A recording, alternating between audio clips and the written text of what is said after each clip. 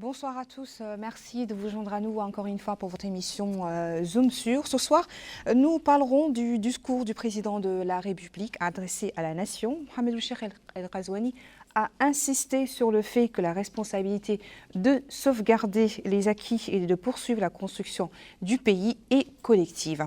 Il a ensuite annoncé un certain nombre de mesures importantes que nous verrons ce soir avec nos invités. J'ai nommé M. Alassane Gaïdé, qui est conseiller chargé de la promotion du partenariat au ministère de l'Éducation nationale, de la formation technique et de la réforme. Merci de vous joindre à nous. M. Abdrahman Sidi Abdallah, qui est conseiller chargé de la fonction publique au ministère de la fonction publique. Nous avons également avec nous ce soir M. Lehbous Ould Eid, président de la Fédération mauritanienne des associations nationales et des personnes vivant avec un handicap. Merci, monsieur, d'être avec nous ce soir. Et avant de lancer ce débat, revenons sur le discours du président de la République, signé Mamadou Gaye.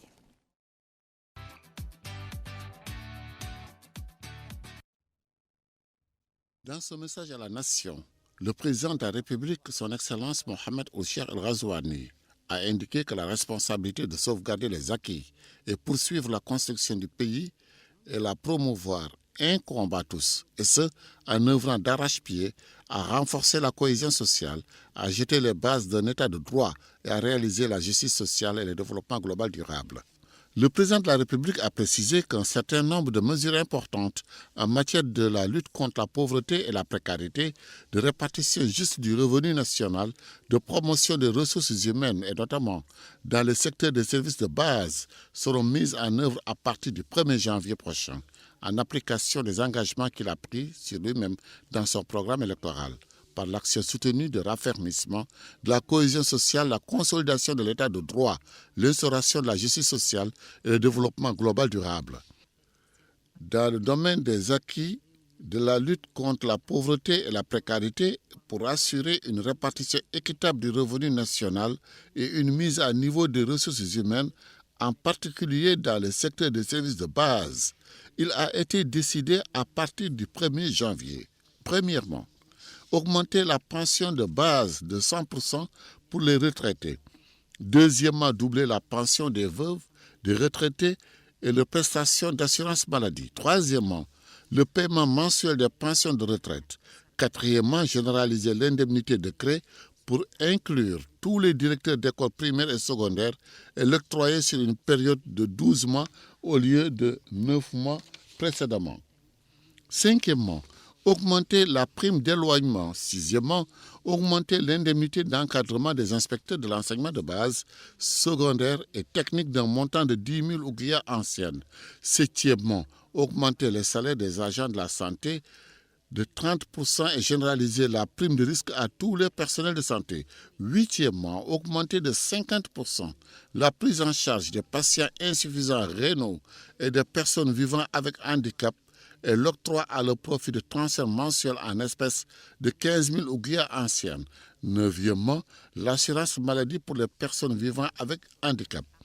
Dixièmement, versement de transferts financiers mensuels d'un montant de 20 000 ouguiya anciennes pour les enfants polyhandicapés.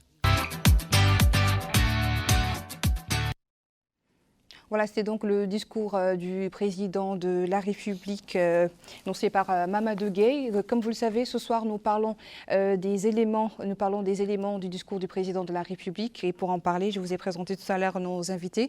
Ma première question est, le discours du président, l'indépendance est un effort collectif pour consolider la souveraineté nationale et œuvrer à réaliser les aspirations du citoyen en termes de liberté, de dignité, de justice et de prospérité. Monsieur Gaye, on va commencer par vous. Quelle lecture faites-vous de cette déclaration du président de la République? Bon, avant tout d'abord, permettez-moi de remercier Al-Mauritania de nous accorder cette opportunité. Et je salue aussi mes collègues à qui je partage le plateau. Et mes meilleurs vœux à mes concitoyens à l'occasion du 60e anniversaire de l'indépendance. Et je salue aussi les téléspectateurs de Al-Mauritania qui nous suivent actuellement. Donc, comme vous l'avez dit, le président de la République a tout dit dans son discours du 28 novembre. La fait de consolider et que ce soit aussi l'indépendance étant événement collectif. Du moment que l'indépendance, nous le partageons, c'est que le pays a accédé à l'indépendance après avoir sorti de la colonisation. Maintenant, nous avons reçu notre indépendance par le biais, comment dirais-je, des Mauritaniens, des valeurs mauritaniens qui ont lutté pour cette indépendance. Maintenant, nous qui sommes là maintenant, c'est à nous vraiment de consolider cet acquis. Cet acquis va se traduire par ce qu'a dit le chef de l'État, à consolider notre unité nationale et notre cohésion sociale. Donc, en grosso modo, c'est ça. Est-ce que vous pouvez revenir un petit peu, Monsieur Abdrahman, revenir un peu sur cette déclaration du président de la République? Bon, merci beaucoup. Je pense que le 28 novembre, c'est une date importante dans la vie de notre nation. Elle marque vraiment l'étape où on a eu notre indépendance.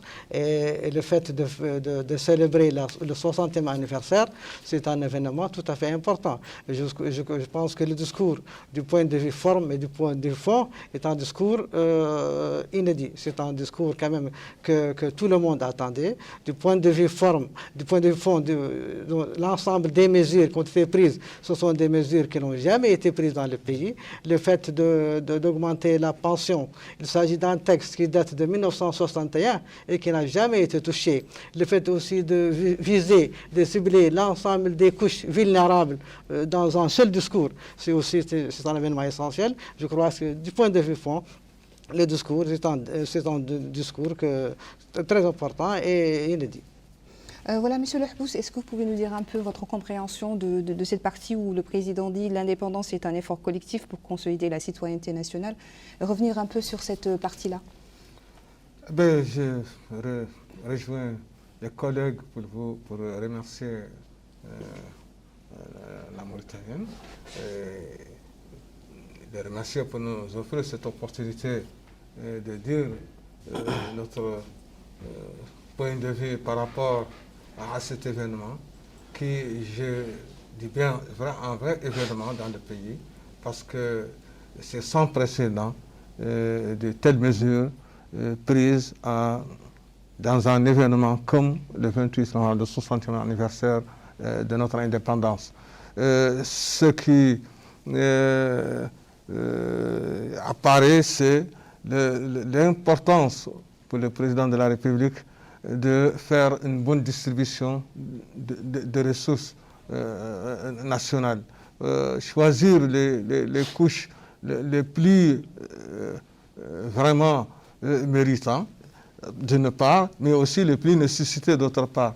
Il y a les départements de l'éducation, les départements de la santé, vous savez, c'est des services sociaux de base qui constituent le fondement même de la nation, et d'autre part les catégories vulnérables qui étaient auparavant dans une situation particulière. On ne peut plus, en tout cas, évaluer en matière de vulnérabilité, en matière de manque de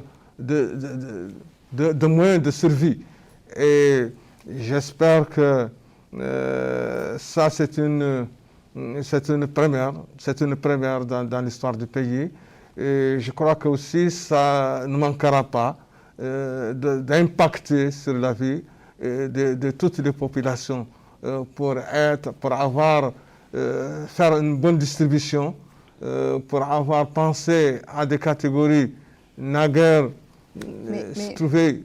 Mais est-ce que vous vous retrouvez vraiment dans ce discours-là, vous, en tant que personne, disons, quand je parle des catégories les plus vulnérables, je crois que les personnes handicapées sont au premier rang desquelles.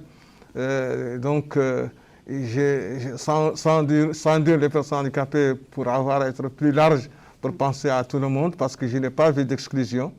Et donc, les personnes handicapées, c'est une bonne quand même remarque, parce que souvent, sont oubliées. Souvent, on pense qu'il faut faire un développement sans les impliquer. Et je crois qu'avec le discours, le président a dit en son mot qu'il n'y a pas de développement sans tenir compte de toutes les catégories de notre population. Et que les personnes handicapées... Vous considérez maintenant être réellement impliqué dans le programme? Nous sommes au centre d'intérêt parce que quand on dit qu'on généralise la prise en compte de l'assurance maladie pour toutes les personnes handicapées, je crois que ça c'est une première. Et je crois que aussi c'est la santé avant tout. Quand on n'est pas en bonne santé, on ne mange pas, on ne boit pas. Mais quand on est en bonne santé, on aspire à avoir le besoin de manger. Mais est-ce que vous aussi, vous le voyez du côté reconnaissant pour votre dignité, comme l'a dit Monsieur le Président? Est-ce que... Une reconnaissance de la dignité des personnes vivant avec... absolument, et de justice absolument. Également. Vous savez, la dignité est un des principes fondamentaux de l'être humain. Et pour être digne, il faut être... avoir les mêmes droits que les autres, il faut avoir l'égalisation des chances, il faut avoir une intégration dans tout ce qui se fait. Et la preuve, il y a 10 points aujourd'hui, et parmi ces 10 points, 3 points concernent les personnes handicapées. Vous voyez, ça c'est un grand pourcentage du paquet de cette... Monsieur Lahous, nous reviendrons sur ce sujet tout à l'heure, avant, bien sûr, ça fait partie du débat. Parlons un peu de l'ancrage de l'état de droit et de la consolidation de la démocratie qui exige le respect et la mise en œuvre d'un certain nombre de principes politiques, comme l'a dit Monsieur le Président. Pensez-vous que le principe de séparation des pouvoirs, par exemple celui de l'indépendance de la justice, sont entrés dans notre culture politique en Mauritanie, Monsieur Abdelrahman? L'essentiel, c'est que cette séparation des pouvoirs, c'est des thématiques qui reviennent toujours dans les discours du président. Et donc, dans toutes les occasions, il annonce que cette séparation des pouvoirs est un élément essentiel pour la Mauritanie d'aujourd'hui et qu'il faut absolument que les 3 pouvoirs puissent jouer leur rôle pleinement sans intervention de l'un des pouvoirs sur l'autre. Et donc je crois que tout le processus depuis le août 2019 jusqu'à aujourd'hui, on a senti donc cette présence. Et donc ça c'est marqué dans un ensemble d'actes et un ensemble aussi d'actions, un ensemble d'enquêtes, un ensemble de commissions qui ont été créées au niveau du Parlement et le travail aussi de la justice prouve déjà que cette séparation des pouvoirs est un point essentiel de notre Mauritanie d'aujourd'hui. Et je pense que si on maintient cette séparation, on peut dire que la Mauritanie est bien partie. Si on maintient cette séparation, on peut dire que la Mauritanie est bien partie. Mais on dit quand même ici que la culture politique est entrée dans nos mœurs. Ça demande, en fait, c'est une accumulation.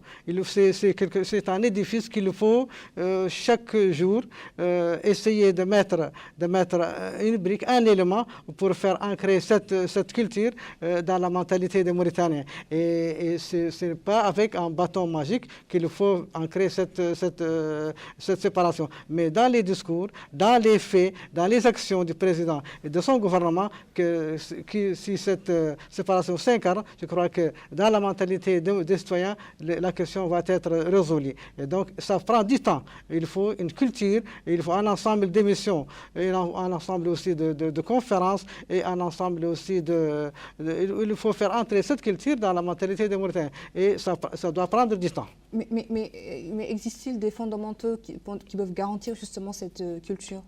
Bien sûr qu'il existe des fondamentaux. Ça, si au niveau du sommet, on exige et dans les discours, on essaie de mettre en exergue cette question, l'action gouvernementale met en place cette question, et l'action du Parlement aussi, dans ces commissions, dans ces enquêtes, il n'y a aucune ingérence de l'exécutif. C'est déjà, donc, ce sont des fondamentaux pour mettre en œuvre cette question. Monsieur Ngaïdé, êtes-vous du même avis? Oui, je partage le même avis que mes collègues. C'est-à-dire que, comme vous avez dit, s'il n'y a pas une séparation de pouvoir, il n'y aura pas une démocratie. Et pour l'ancrage de la démocratie, il faut qu'il y ait séparation de pouvoir. Et comme l'a dit mon collègue aussi, c'est-à-dire qu'on ne peut pas avoir une séparation de pouvoir tant que ça ne vient pas de là-haut. Mais c'est le pouvoir public, c'est l'État d'essayer d'imposer ça pour essayer de changer nos mentalités. Comme vous le savez, nous, Mauritaniens, jusqu'à présent, on est un peu rattaché par notre passé, c'est-à-dire que notre culture du passé, mais il faut encore évaluer. Bon, je ne rejette pas cette culture, mais quand même, il est temps qu'il y ait un peu de démocratie, un peu de modernisation. Et sans ça, il n'y aura pas, sans la séparation de pouvoir, on ne va pas arriver à ces choses-là. Donc, s'il y a séparation de pouvoir, la justice, elle est libre, l'exécution aussi est libre, comme ça, il n'y aura pas de lien. C'est le mal qu'on vivait autant. Mais maintenant, avec les discours répétés du chef de l'État et ses engagements et les instructions données par son gouvernement, dans tous les secteurs d'ailleurs, donc on voit vraiment l'ouverture d'une porte vraiment de la vraie démocratie en Mauritanie, en la séparation des pouvoirs. Est-ce qu'on peut parler d'état de droit? Bon, oui, depuis l'année dernière, j'ose parler de l'état de droit. Pourquoi? Parce que c'est quelque chose qu'on a vu se répercuter sur le terrain. Les parlementaires aussi, il y a des commissions, il y a des sous-commissions. Ça se répercute comment cet état de droit? En l'état de droit, c'est la liberté de l'expression, la liberté aussi de savoir faire sur le terrain. Du moment que les parlementaires font par exemple des commissions, et aussi au niveau par exemple comment dirais-je, d'autres secteurs de l'État, il y a ce qu'on appelle la liberté de travailler, la liberté d'agir, la liberté d'expression, et aussi même au niveau de ces commissions qui ont été créées, ces commissions, ce sont des commissions souveraines. Et tout est aussi publié. Tout le monde est au courant de ce qui se passe. Donc pour moi, c'est ça une vraie démocratie. Monsieur Lahbous, êtes-vous d'accord avec vos collègues sur un état de droit ici en Mauritanie, oui, la séparation des pouvoirs? Oui, vous savez, quand on est en état d'institution, un état qui respecte les règles de jeu, les lois, et chaque institution est libre de travailler dans le cadre des lois, dans le cadre de trucs, mais c'est ça l'état de droit. Quand l'état de droit, c'est les institutions qui font leur travail sans être si vous voulez, bousculer ou interception pour faire certaines orientations qui ne respectent pas ou qui ne sont pas en harmonie avec les règles, avec les textes. Mais selon vous, qu'est-ce qui alimente Et là, un quand état on de respecte les textes, les règles, les institutions font leur travail, et c'est ça l'état de droit. On n'a pas besoin de quelqu'un pour intervenir. Qu'est-ce qui alimente un état de droit? Ce qui alimente un état de droit, c'est d'abord la séparation de ces pouvoirs. Chaque en tout cas, institution fait son travail, il n'y a pas de... Ensuite, chaque citoyen a l'accès aux services essentiels de base sans faire appel à quelqu'un, une intervention pour avoir ça. Il n'a pas besoin de ça. Quand quelqu'un veut ces trucs, il y a encore des textes qui sont là pour le réprimer, et il n'y a personne qui va intervenir. Et donc, quand il le sait, il ne le fera pas parce qu'il sait qu'aucun recours. Donc, c'est ça l'état de droit. Là où on peut vivre tranquille, on est sûr qu'on a son droit, on est sûr qu'on ne sera pas poursuivi pour les trucs. Et quand le contraire également, on réprime. L'état de droit, ce n'est pas parce qu'on ne fait pas de crimes, mais quand on fait des crimes, il faut sévir. Les crimes, le viol, ça c'est un mal humain qui existera. Mais là où il y a problème, c'est quand ça se fait, il n'y a pas, on ne réprime pas, on ne sévit pas. Et dans un état de droit, c'est là où quand il y a une dérogation à ces règles-là, tout de suite, on est réprimé par les textes. C'est ça l'état de droit. Donc, personne ne voudra être cible de ça. Et quand on sait qu'on est soumis à certaines règles, on est obligé de marcher. Mais dites-moi, comment le gouvernement entend-il assurer, par exemple, M. Abdelrahman, comment le gouvernement entend-il assurer une répartition équitable du revenu national et une mise à niveau des ressources humaines, comme dit dans le discours, en particulier dans les secteurs des services de base? Bon, pour revenir un peu sur l'état de droit, c'est un état où le droit prime. Donc c'est la suprématie du droit, comme Rafous vient de le dire. C'est chaque c'est un État où les institutions jouent leur rôle pleinement, sans intervention d'une force extérieure. Et donc ça c'est le cadre général. Pour cette distribution, je crois que le chef de l'État a bien mis l'accent sur cette question. C'est une question qui est toujours posée, que la richesse nationale, c'est quelque chose que toutes les personnes doivent profiter, mais ils doivent profiter dans le cadre des règles et dans le cadre d'une distribution qui est bien faite et bien établie par la réglementation. C'est pas par je crois que la distribution. L'exemple qui a été mis en exergue par les mesures qui ont été... Mais qu'est-ce qu'on entend par richesse nationale, cette richesse nationale? Cette richesse nationale, c'est l'ensemble de la richesse que nous avons.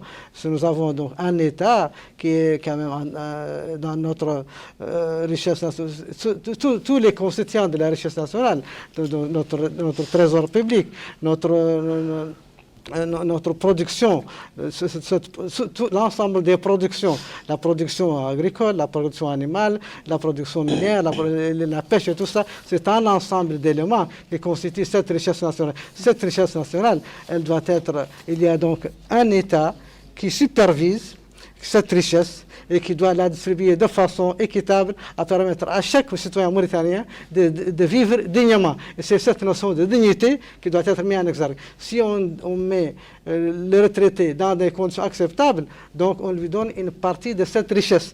Par le fonctionnaire, si on lui donne un revenu, un salaire acceptable, donc c'est-à-dire qu'on lui donne l'occasion de vivre dignement. Et donc c'est cette distribution-là dont le chef de l'État a mis en exergue et que donc il a pris un ensemble demandé au gouvernement de prendre un ensemble de mesures qui seront mis en œuvre par le gouvernement à partir de janvier 2021. Revenons un peu, M. Ngaïdé, sur ce que vient de dire M. Abdelrahman. Donc, comme a dit, par exemple, pour la mise au niveau des ressources humaines, c'est-à-dire qu'il faut investir dans les ressources humaines pour avoir une production fiable et pour vraiment avoir, comment dirais-je, une production et un revenu. Mais quand vous parlez d'investir dans les ressources humaines, c'est-à-dire? C'est-à-dire la fait de les motiver. Bon, il y a une batterie de mesures qui a été prise, mon collègue l'a dit, dans plusieurs secteurs, c'est la première fois. Ce n'est pas l'éducation, la santé, les personnes vivant handicapées, beaucoup de secteurs. Le président l'a parlé de son discours. Donc tout ça, si vous voyez, c'est des ressources humaines. Donc il faut motiver ces ressources humaines pour qu'il y ait un bon travail et un bon résultat. Donc ça, sans la motivation des ressources humaines, bon, dans nos institutions, c'est-à-dire que nos départements ministériels, ou bien même dans le domaine de l'agriculture ou autre chose, il n'y aura pas un rendement fiable à cause de ça. Il faut investir dans les ressources humaines pour qu'il y ait un rendement positif sur l'économie, sur le truc social. Ça a un impact dans plusieurs domaines.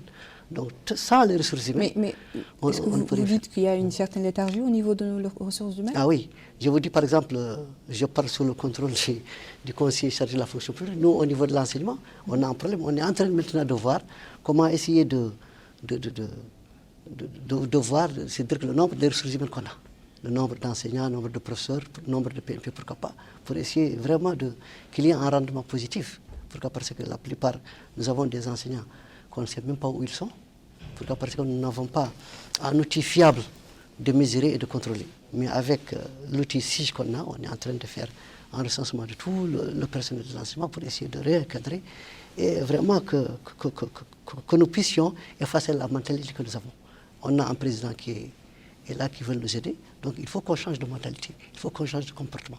Sans, par exemple, qu'il y ait un investissement sur les ressources humaines, on connaît qui fait quelque chose, il est où. Mais par quoi peut passer un changement de mentalité, par exemple? Bon, le fait de changer de mentalité, ce n'est pas facile.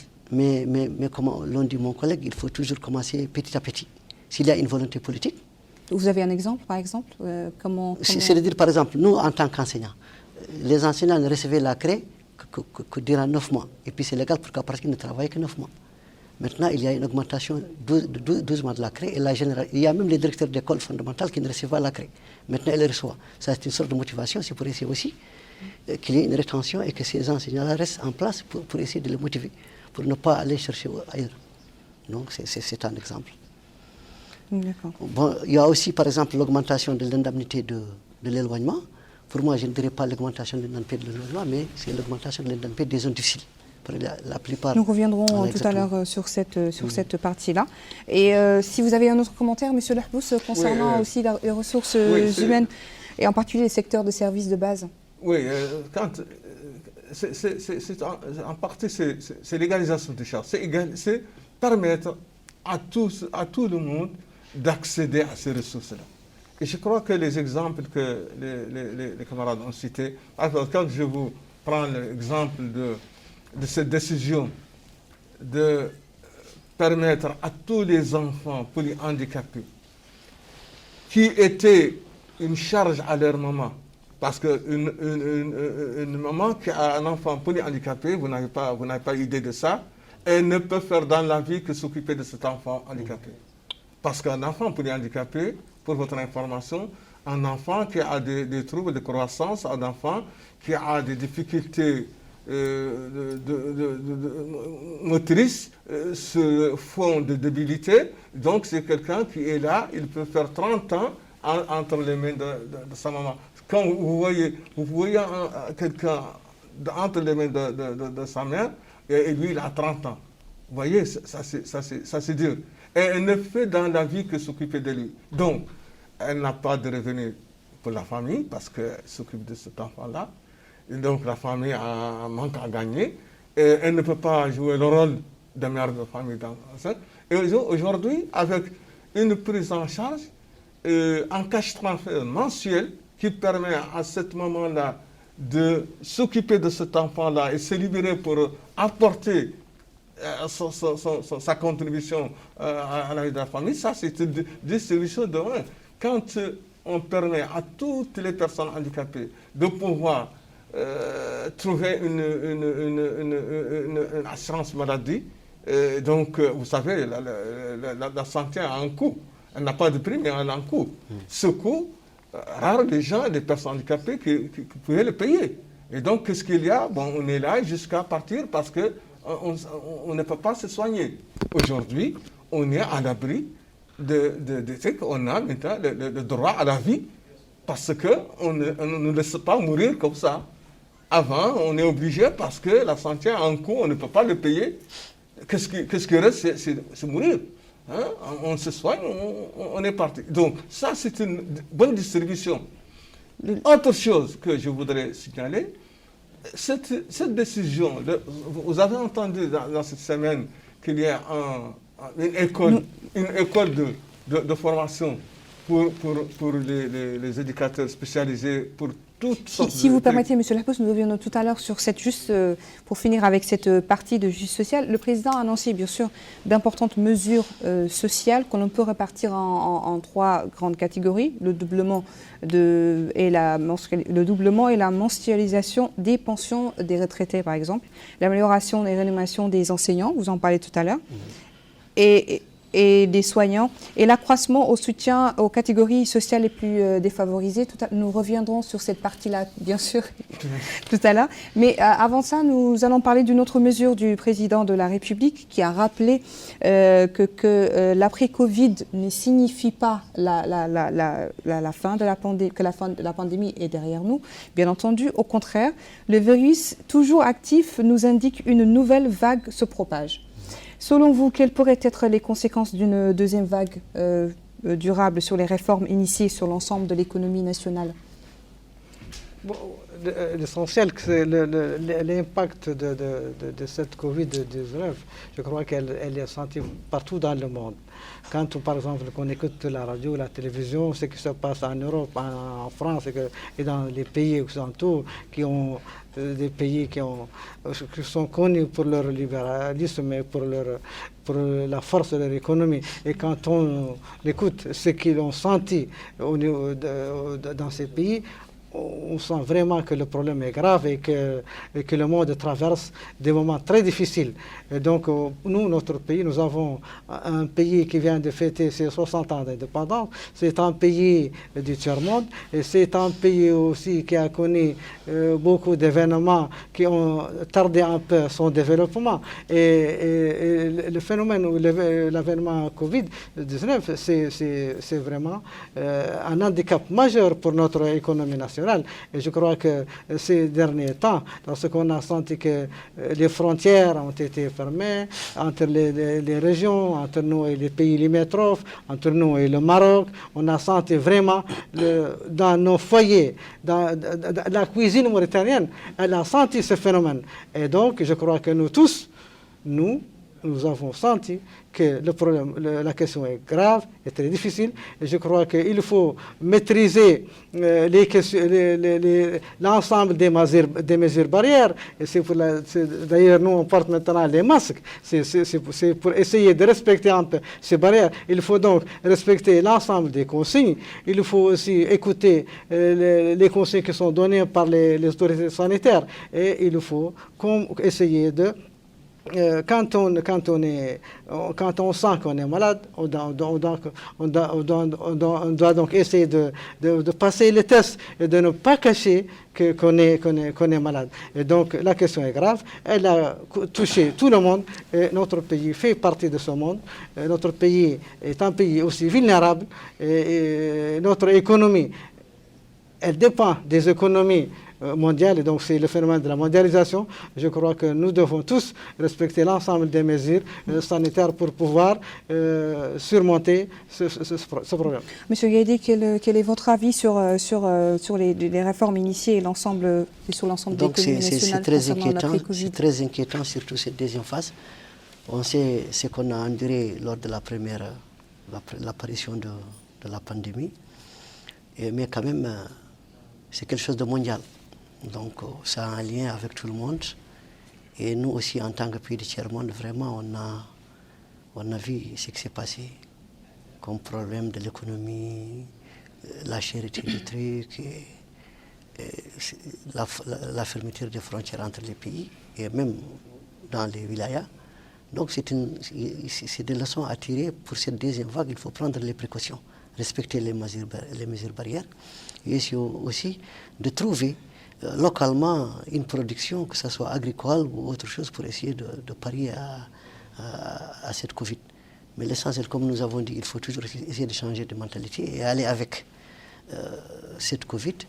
Quand vous parlez de trouver une solution localement pour pallier à ce problème, par exemple, du Covid, parce qu'on ne peut pas encore parler d'après-Covid, de quoi vous parlez quand vous dites... C'est-à-dire que lors de la première vague, on a eu beaucoup de choses négatives, comme je vous ai dit. Donc, si par exemple il y a une deuxième phase, il faut tirer les leçons.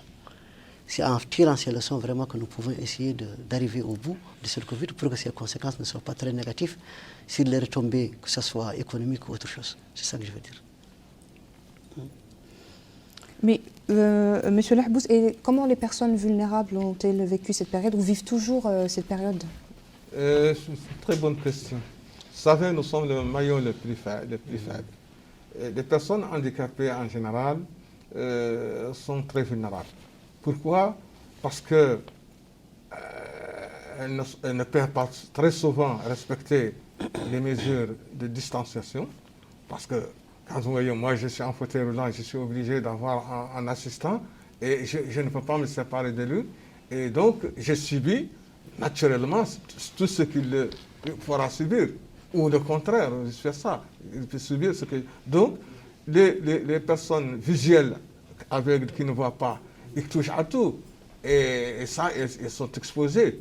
Et les sourds, c'est des victimes innocentes qui ne comprennent pas ce qui se dit par rapport aux événements, par rapport à tout cela, et ne peuvent pas. Donc, c'est une catégorie on ne peut plus vulnérable qui a besoin d'une protection particulière, spéciale. Et d'ailleurs, ça a été signalé par le secrétaire des Nations Unies qui a envoyé un message au gouvernement pour que des mesures spécifiques soient prises pour protéger cette catégorie-là. Parce que, non pas seulement pour les sauver, mais aussi pour prévenir les autres, parce que ça peut être aussi une fenêtre pour amener des problèmes à d'autres personnes. Mais qu'est-ce qui a été fait pour les personnes vulnérables à ce niveau? Je crois que l'État a pris un certain nombre de mesures. D'abord, il y a la sensibilisation. Et il y a à travers... Pour les personnes vulnérables, je veux dire. Pour les personnes vulnérables, à travers également les partenaires et ils ont intervenu. Il y a une large campagne de sensibilisation au niveau, en tout cas, des 3 wilayas de Nouakchott, et distribution des produits d'hygiène, des produits de protection. Il y a également des kits de santé pour les femmes qui ont été distribués, et même des médicaments et des consultations gratuites qui ont été... Mais est-ce qu'il y a une prise en charge particulière en cas de maladie, par exemple? Est-ce qu'il y a une prise en charge particulière pour les personnes vulnérables en cas de maladie, de contamination Covid? Bon, le président vient d'ailleurs de prendre une mesure historique. Le fait de généraliser l'assurance maladie pour toutes les personnes handicapées, vous savez, ça fait partie.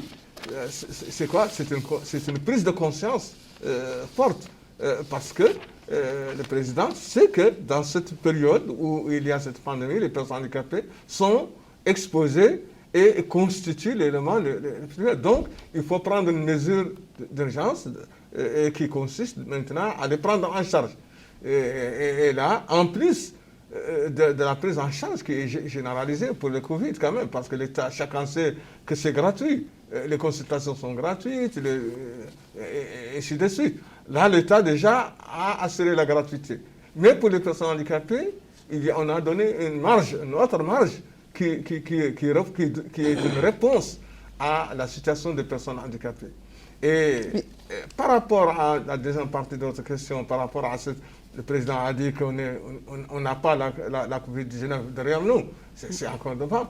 Mais ça aussi voudrait dire que nous devrons travailler pour assurer notre existence localement, qu'on doit consolider nos économies. L'agriculture, la pêche, l'élevage. Donc on doit vraiment fructifier ça, valoriser ça. Justement, monsieur Lafous, et essayer d'être plus autonome. Revenons sur les mesures prises par le président. Vous en aviez parlé tout au long de la soirée. Les mesures prises par le président de la République. Quelle lecture faites-vous des différentes mesures? Bon, les différentes mesures notamment sur la pension, bien sûr. Me semble très approprié. Les mesures qui ont été prises, point de vue, en tout cas, comportement, pour éviter la continuation, et que ça, c'est un problème de personne. Chaque personne est responsable, parce que si chacun respecte à son niveau ces mesures-là, nous aurons tous, en tout cas, échappé à ces trucs-là. Ça, c'est là. Ensuite, si chacun sait qu'aujourd'hui, chacun pour soi, Dieu pour tous, les pays sur lesquels se basaient les trucs ont leurs problèmes, nous sommes plus à l'aise que d'ailleurs. Pour parler un peu de la pension, Monsieur Abdelrahman, vous de la fonction publique, vous pouvez revenir un peu sur les différentes mesures, notamment bien sûr de la pension et autres. Concernant au niveau le régime de retraite des fonctionnaires de l'État est régi par 2 textes. La loi 93-09 et la loi 61-06 du 30 janvier 1961. Concernant le premier texte, la loi 93-09, donc dans ce studio, en juillet dernier, nous avons parlé de l'augmentation de la retraite, de 60 jusqu'à 63 ans. Je crois que nous avons commenté ici, même avec vous, cette question. Et donc, ce premier texte, donc il y a Mais quand on parle d'augmentation de la pension de base, c'est quoi juste pour qu'on puisse comprendre? Donc ça, c'est la première mesure qui a été prise concernant la retraite. La deuxième, qui concerne la pension. La pension est constituée de 2 éléments. Un élément qui s'appelle la pension principale. Et le deuxième élément, ce sont des augmentations qui ont été insignifiantes, qui ont été faites aux mesures en 75, en 80. Donc, mais ce sont des augmentations insignifiantes de 500, de 1000. Mais le montant principal est constitué de la pension, donc de la pension principale, qui est donc, elle a donc une formule de calcul, mais qui est le montant principal de la pension. Donc elle constitue 80. Je vais parler un peu de la pension. Je vais parler un peu de la formule. Je vais parler de la formule de la pension principale. C'est le salaire indiciaire du fonctionnaire, multiplié par la valeur du point d'indice, le tout multiplié par un taux le nombre d'années que le fonctionnaire a travaillé, fois 2 sur 100. C'est ça le montant de la pension principale. Est-ce que vous avez compris? Je répète. Donc, pour le fonctionnaire, il y a un jargon. Pour le fonctionnaire, il y a un jargon, il y a une terminologie qui concerne le fonctionnaire. Pour chaque fonctionnaire, il y a un salaire. Le salaire résulte d'un indice, par exemple de 300, multiplié par la valeur du point d'indice qui est 100. C'est ça le salaire, ce qu'on appelle le salaire indiciaire.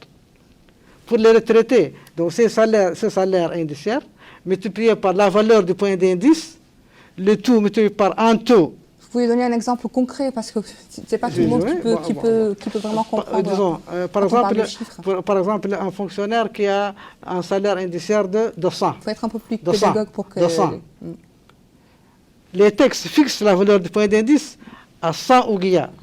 Donc c'est 100 multiplié par 100. Le tout multiplié par le nombre d'années que le fonctionnaire a travaillé.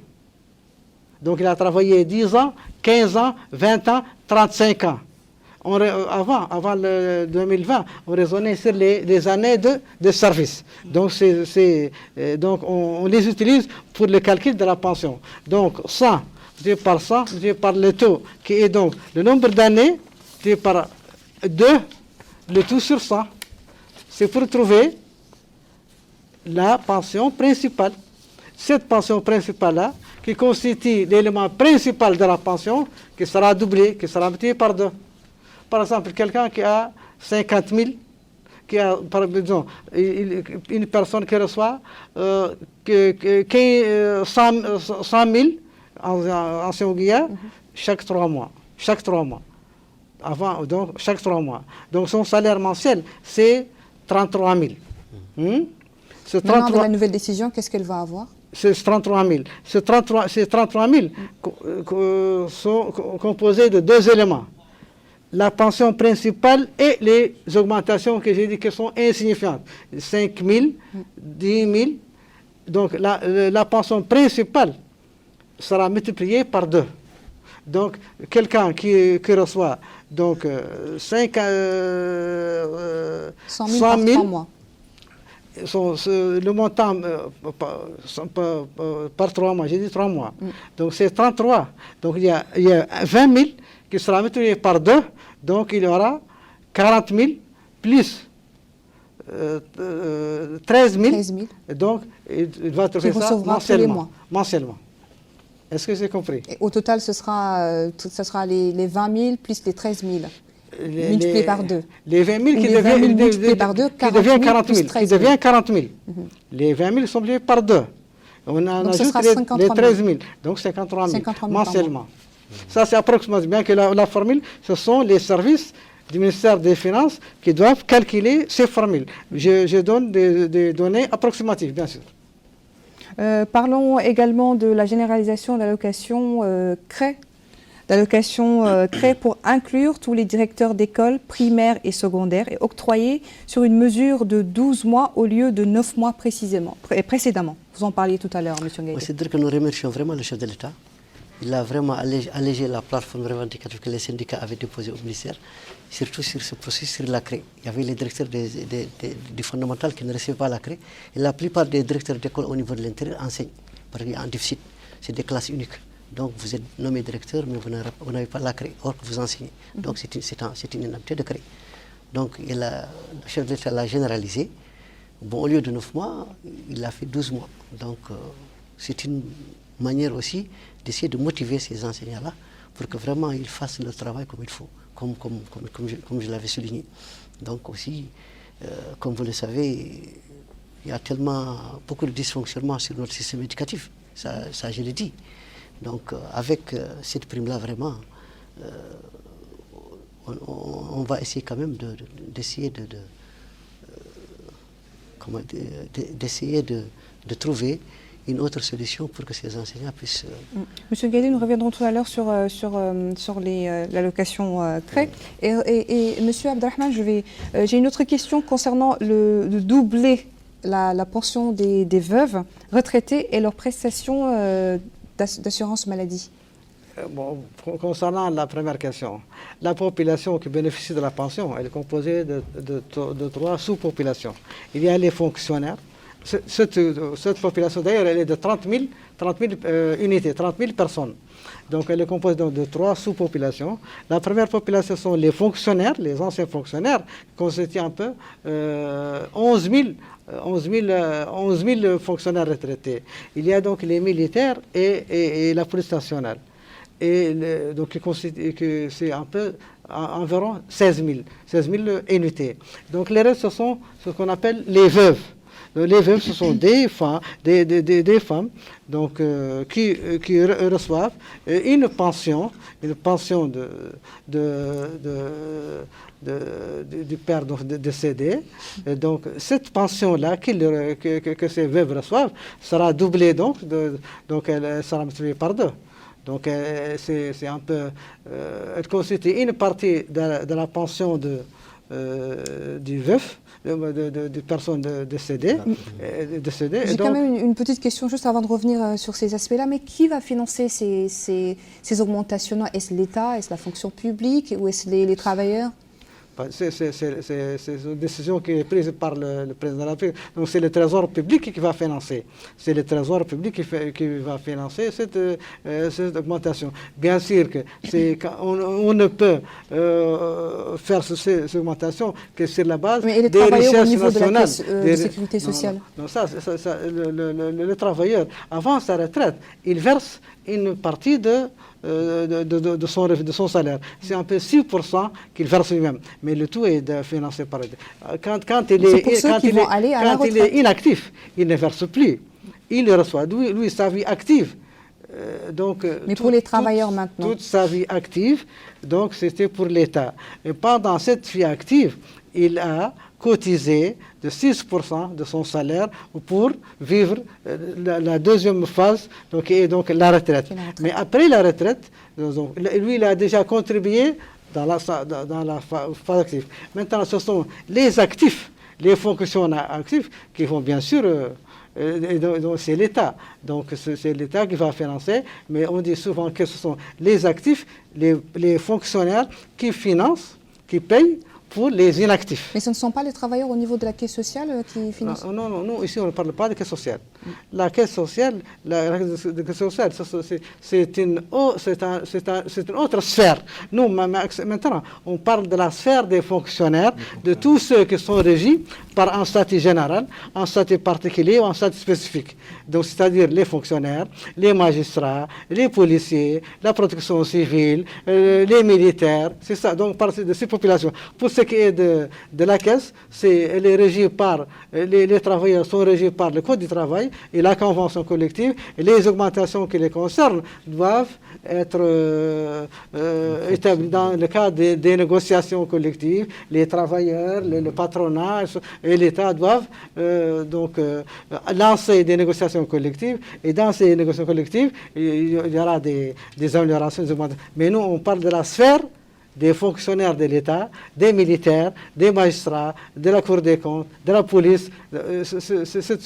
On raisonne sur la base de cette sphère et non sur la caisse de sécurité sociale. D'accord. Et pour parler aussi on va revenir à l'éducation. Vous parliez tout à l'heure parlons surtout de l'augmentation des primes d'éloignement. C'est-à-dire que l'éloignement est destiné aux zones difficiles, ou bien aux zones qu'on appelle des zones difficiles.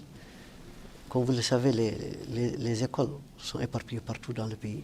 Donc parfois, il y a des zones inaccessibles.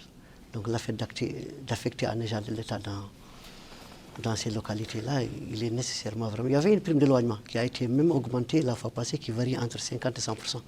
Et voilà aussi vous pouvez parler un peu plus fort? C'est-à-dire que lors de l'année passée, nous avons augmenté l'indemnité de l'éloignement. Ça varie selon les localités entre 50 et 100%.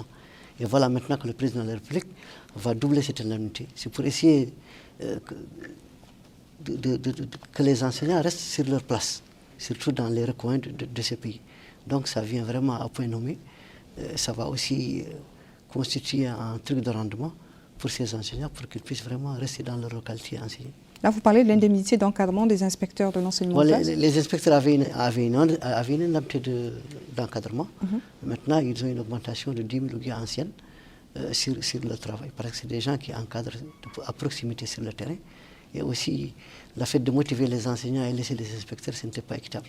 C'est-à-dire que c'est une belle vision de M. le Président de motiver ou bien d'augmenter les primes et les indemnités de tout le corps enseignant, que ce soit enseignant ou un inspecteur d'encadrement. Donc il n'a pas motivé tout simplement ou bien augmenter les indemnités des enseignants. Si je dis enseignants, bien sûr, il y a les gens du fondamental, les professeurs, et aussi leur encadreur aussi doit bénéficier pour ça. Ça rentre dans le cadre de la motivation et pour essayer de maintenir ces gens-là et pour qu'il y ait aussi au niveau de notre département un suivi permanent pour qu'ils puissent vraiment mener leur travail à bon train. Pour parler un peu du 7e point qui fait partie du discours du président et des mesures prises, augmenter les salaires des agents de santé de 30% et généraliser la prime de risque à tous les personnels de santé. Est-ce que vous pouvez nous... C'est-à-dire ça rentre dans le cadre, comme a dit Lahpous, c'est la santé avant tout. Tant qu'on n'est pas sain, on ne pourra pas travailler. Et peut-être chapeau aussi aux gens de la santé qui ont vraiment contribué à cette pandémie. Bon, pourquoi pas ne pas les motiver? Il y avait une prime, comment dirais-je, de risque, mais elle n'était pas généralisée. Donc c'était aussi un manquement.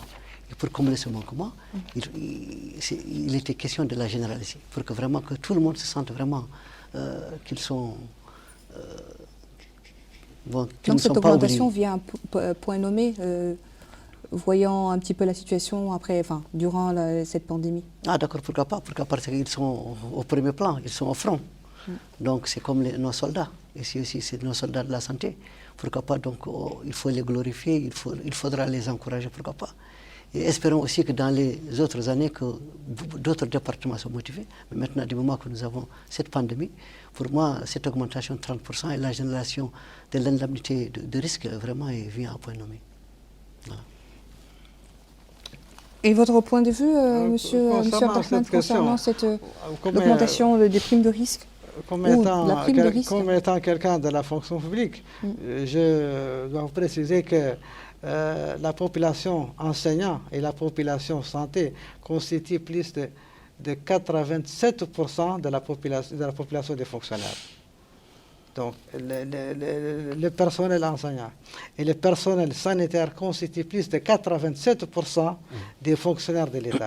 Et si on octroie des primes aux enseignants, on augmente les salaires du personnel soignant, et on généralise la prime de risque, c'est-à-dire qu'on a touché 87% de la population des fonctionnaires. C'est-à-dire que là, les fonctionnaires qui s'attendaient à une augmentation, je crois qu'elle a déjà touché 87%. Donc, au lieu de toucher les 13% qui restent, on a donné la population la plus vulnérable, les retraités, l'autre augmentation. Et donc, les retraités, qu'est-ce qu'ils disaient quand on notifie à quelqu'un sa retraite? Ils disent que nous, on ne notifie pas la mise à la retraite, mais on notifie la mise à mort. Et donc, pour les fonctionnaires retraités, je crois que, donc, plus les 80%, donc c'est l'ensemble des fonctionnaires qui ont été touchés par ces augmentations. Le fait de stabiliser l'enseignant en augmentant la prime de créer, en la généralisant au personnel administratif même, les directeurs qui ne touchaient pas, maintenant, il va percevoir cette indemnité. Alors que lui, c'est le personnel administratif qui, généralement, est là pour faire des travaux administratifs et non pour se salir la main. Donc, nous, donc le directeur, c'est quelqu'un qui peut parfois remplacer un enseignant. Et il le fait souvent. Les directeurs des écoles sont souvent au niveau des classes. Et donc, mais ils ne percevaient pas cette prime. Maintenant, donc, je crois que la justice a été un peu rétablie, donc ils vont percevoir cette prime. Pour ce qui est des personnels sanitaires, donc il y a l'indemnité de risque qui écartait une certaine population. Maintenant, les personnels enseignants. Par exemple, dans cette période de Covid-19, la plupart des personnels subalternes accompagnent les malades avec des poussettes et tout ça. Ils ne recevaient pas cette prime. Maintenant, ils vont la percevoir. C'est-à-dire que tout le personnel enseignant et le personnel d'appui bénéficiera donc de cette prime de risque. Parce que le risque est grand. Nous sommes dans la période du Covid-19. Et je crois que c'est une occasion qui n'a pas été ratée. Et donc, lorsqu'on octroie, on généralise la prime de risque dans cette période où on a déclaré qu'il y a une deuxième phase de la Covid-19, je crois que c'est une question qu'il faut s'allier. Est-ce qu'on peut revenir un peu sur l'augmentation des indemnités d'encadrement des inspecteurs de l'enseignement de base? Tout à l'heure, nous en parlions, qui ont été montés de 2000 enseignements, 10 000 enseignements. Les inspecteurs, c'est un personnel d'encadrement qui accompagne les inseurs, les enseignants. Et donc, je crois que ces questions-là, c'est une doléance qui a été souvent posée par le corps enseignant. Depuis, je crois que 2007 ou 2008, ces questions ont été posées par les centrales syndicales, par les groupes d'enseignants, pour pouvoir bénéficier de ces primes. Je crois que c'est une mesure sanitaire. Voilà, pour revenir rapidement aussi sur le 8e point, à savoir augmenter de 50% la prise en charge des patients insuffisants rénaux et des personnes vivant avec un handicap et l'octroi à leur profit de transferts mensuels en espace de 15 000 ouguiya, ancienne monnaie. Je crois que le Hbous a déjà commenté cette question de façon très large. Il a développé. Oui, nous reviendrons sur la Hbous, il aura largement le temps de Je ne peux que revenir sur ce qu'il a dit. C'est une question qui est très, très salutaire et c'est une mesure qui est venue au moment opportun. Et elle accompagne donc l'ensemble des mesures qui ont été prises et je crois que c'est essentiel et c'est venu au moment venu. Monsieur le Hbous, pouvez-vous nous voir comment vous percevez justement le nouveau plan qui parle de l'assurance maladie pour les personnes vivant avec un handicap? Oui, comme j'ai dit et comme ça a été d'ailleurs illustré par les amis, vous savez, la santé est à la page aujourd'hui et personne ne doit être laissé pour compte. Les personnes handicapées, en général, ce n'est pas des travailleurs, ce n'est pas des gens qui ont des traitements dont on peut les évaluer par rapport à cela. Donc, c'est des gens c'est la protection sociale. La protection sociale, comme on n'est pas habitué dans le pays, c'est novateur ce programme-là. Parce que nous, on n'a pas l'habitude d'appliquer une protection sociale. La protection sociale, c'est quoi? C'est permettre à chaque individu de pouvoir vivre. L'État, c'est une mission régalienne de l'État.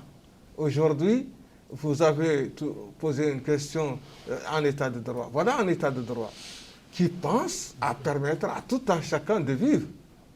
Et les personnes handicapées, ce n'est pas des gens qui ont de moins de ressources qui leur permettent de vivre. Et c'est pourquoi le président de la République a, dans une large vision, dit qu'il faut d'abord leur assurer la survie. Mais vous pensez que, par exemple, le versement de transferts financiers mensuels d'un montant de 20 000 de ancienne monnaie pour les enfants en polyhandicap pourrait vraiment aider justement à assurer une vie décente, comme vous dites? Absolument, parce que nous avons une expérience, parce que nous avons un projet pilote qui prenait 113 enfants sur l'ensemble du territoire depuis maintenant 7 ans, 8 ans. Et ça nous a permis de constater que les familles qui reçoivent ce cash transfert mensuel ont pu générer des fonds pour pouvoir prendre en charge ces enfants-là. Point de vue couche, point de vue alimentation spéciale, les laits spéciaux. Il y a des enfants comme ça qui ne prennent pas n'importe quoi. Il faut les retrouver en régime spécial. Et ça, il faut les trouver. Monsieur Hbous, ça veut dire que si on généralise ça, vraiment, on a sauvé tout le monde. On a assuré une protection sociale à la base. Nous allons faire un dernier tour de table parce que nous sommes rattrapés par le temps. Alors, qu'est-ce que vous pouvez nous dire rapidement, en quelques secondes, pour pouvoir... Je vous dis tout de suite que, pour commencer, le début d'une prise en charge totale, c'est d'abord assurer la santé, c'est assurer la protection des familles qui ont des cas comme ça. Nous n'avons pas abordé l'aspect de l'éducation par rapport aux personnes handicapées. Nous n'avons pas abordé l'intégration des jeunes diplômés handicapés à la fonction publique. Parce que vous nous avez limité par cela, mais il y a beaucoup de choses que le président de la République a pris des mesures. Parce que le fait de créer une école pour multidisciplinaire, pour enseigner le personnel, la formation professionnelle, c'est un engagement et c'est l'un de ces engagements dans le programme électoral qui a tout de suite appliqué. Merci beaucoup, monsieur Lehbous. Merci. Rapidement, monsieur Abdelrahman Sidi Abdallah a parlé un peu de... Je crois que c'est un très bon départ. Je crois que ce discours, c'est un discours, bien que je suis technicien, je peux dire qu'il s'agit d'un discours historique et que c'est pour bâtir une Mauritanie moderne, pour une Mauritanie qui essaie de prendre en charge l'ensemble de ces vulnérables et de toucher là où il y a vraiment les blessures. Et je crois que c'est un bon départ pour la Mauritanie. Merci beaucoup, M. Abdelrahman. Rapidement, un dernier mot, M. Ngaïdé. En tout cas, pour moi, cette batterie de mesures qui ont été prises dans les secteurs vraiment vitaux, comme la santé, l'éducation et les personnes vivant avec un handicap, ou bien les personnes malades, vraiment, c'est un bon départ. C'est un bon départ pour le président de la République, pour le gouvernement, pour essayer aussi de booster vraiment à la mise à niveau des ressources humaines et aussi qu'il y ait un rendement sur le terrain, que ce soit dans le domaine de la santé ou bien dans l'éducation, et pour essayer de donner aussi un survie à ces personnes qui vivent avec un handicap. Merci beaucoup, Monsieur Ngaïdé. Je rappelle que vous êtes conseiller chargé de la promotion du partenariat au ministère de l'Éducation nationale. Merci à vous également, Monsieur Abdelrahman Sidi Abdallah, conseiller chargé de la fonction publique au ministère de la fonction publique. Et bien entendu, merci à vous, Lehbous Ould, président de la Fédération mauritanienne des associations nationales et personnes handicapées. Merci d'avoir partagé ce plateau avec moi. Merci également à Mamadou Gueye et merci à Rabia Deda et merci également à Elie Cheikh qui est le réalisateur de cette émission et l'ensemble de l'équipe technique. Merci à vous et très bonne suite de programme sur El Mauritania.